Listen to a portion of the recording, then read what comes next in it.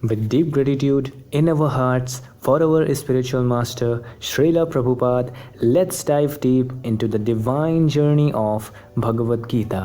तो read along study along daily series का आज डे 55 है और शुरू करने से पहले हम लोग राधा कृष्ण जी को याद कर लेते हैं। जय श्री राधे कृष्णा।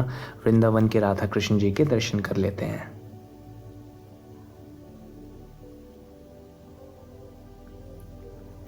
हाँ जी, तो हम लोग चैप्टर 2 पढ़ रहे हैं, अध्याय 2 गीता का सार, और इसमें आज हम लोग श्लोक नंबर 26 पढ़ेंगे, जो कि कुछ इस प्रकार है।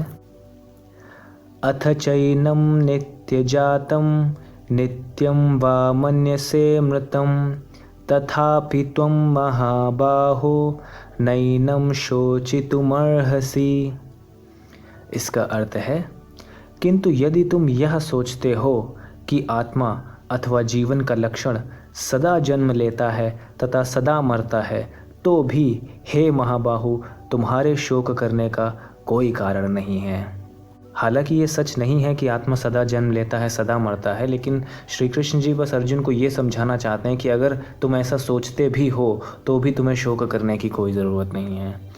तो इसका तात्पर्य है, सदा से दार्शनिकों का एक ऐसा वर्ग चला आ रहा है जो बौद्धों के ही समान यह नहीं मानता कि शरीर के परे भी आत्मा का स्वतंत्र अस्तित्व है। मतलब कि जैसे बुद्धिस्ट लोग ये बात नहीं मानते हैं कि आत्मा का अस्तित्व शरीर छोड़ने के बाद भी होता है, उसी तरह ऐसे और भी फिलोसोफर्स हैं जो इस बात को नहीं मानते हैं। ऐसा प्रतीत होता है कि जब भगवान कृष्ण ने भगवद गीता का उपदेश दिया था तो ऐसे दार्शनिक विद्यमान थे और लोकायतिक तथा वैभाषिक नाम से जाने जाते थे।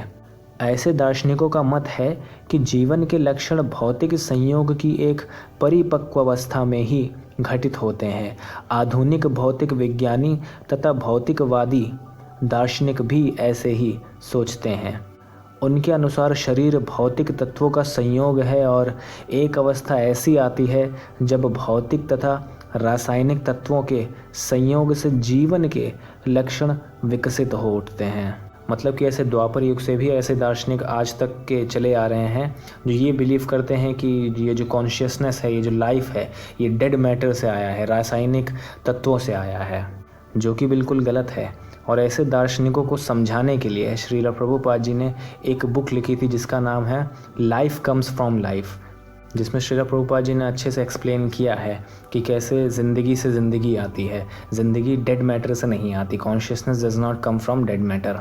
आप गूगल पे सर्च करके ये बुक देख सकते हैं। आगे है, नृतत्व विज्ञान इसी दर्शन पर आधारित है। मतलब जो एंथ्रोपोलॉजी है वो इसी फिलॉसफी पर बेस्ड है। समप्रति अनेक छद्म धर्म मतलब कूट धर्म या स्यूडो रिलीजन वाले लोग, जिनका अमेरिका में प्रचार हो रहा है, इसी दर्शन का पालन करते हैं और साथ ही शून्यवादी अभक्त बौद्धों का अनुसरण करते हैं। यदि अर्जुन को आत्मा के अस्तित्व में विश्वास नहीं था, जैसा कि वैभाषिक दर्शन में होता है, तो भी उसके शोक करने का कोई कारण न था। कोई भी मानव थोड़े से रसायनों की क्षति के लिए शोक नहीं करता तथा अपना कर्तव्य पालन नहीं त्याग देता है। दूसरी ओर आधुनिक विज्ञान तथा वैज्ञानिक युद्ध में शत्रु पर विजय प्राप्त करने के लिए न जाने कितने टन रसायन फूंक देते हैं। मतलब कि अगर अर्जुन ये भी कंसीडर करता है कि ये लाइफ डेड मैटर से आता है, ये सारे जीवन जो हैं ये सब डेड मैटर से आए हैं, तो भी उसको शोक करने की ज़रूरत नहीं थी, क्योंकि रसायनों की अगर क्षति हो जाती तो कोई शोक थोड़ी ना करता है।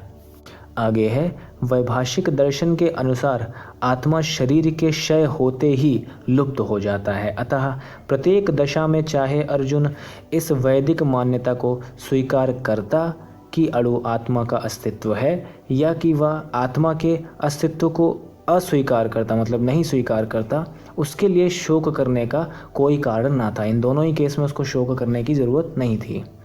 इस सिद्धांत के अनुसार चूँकि पदार्थ से प्रत्येक क्षण असंख्य जीव उत्पन्न होते हैं और नष्ट होते रहते हैं, अतः ऐसी घटनाओं के लिए शोक करने की कोई आवश्यकता नहीं है। यदि आत्मा का पुनर्जन्म नहीं होता तो अर्जुन को अपने पितामह तथा गुरु के वध करने के पाप फलों से डरने का कोई कारण ना था, जो कि फर्स्ट चैप्टर में वो बोल रहा था कि इतने सारे कार्मिक रिएक्शंस होंगी तो उसका क्या, वही बात है। किंतु साथ ही कृष्ण ने अर्जुन को व्यंग्यपूर्वक महाबाहु कहकर संबोधित किया, क्योंकि उसे वैभाषिक सिद्धांत स्वीकार नहीं था जो वैदिक ज्ञान के प्रतिकूल है। क्षत्रिय होने के नाते अर्जुन का संबंध वैदिक संस्कृति से था और वैदिक सिद्धांतों का पालन करते रहना ही उसके लिए शोभनीय था।